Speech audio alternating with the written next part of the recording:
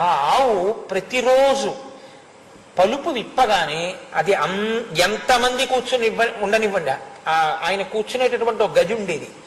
అందులోకి వచ్చి మహర్షికి ప్రదక్షిణం చేసి ఆయన పెట్టినటువంటి ఒక అరటిపండు తిని అని వెళ్ళిపోయేది. రోజు ప్రదక్షిణం చేసేది. అది ఒకానొకప్పుడు దానికి ఒక చిన్న ఆవుల్ని కట్టేటటువంటి గోశాల కట్టారు. దాని సంతతి ఎక్కువైపోయింది రమణ మహర్షి ఆశ్రమంలో.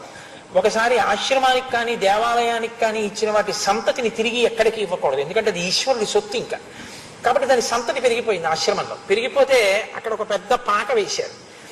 వేసి దీన్ని మొదట తీసుకెళ్లి కడదామని తీసుకెళ్తున్నారు.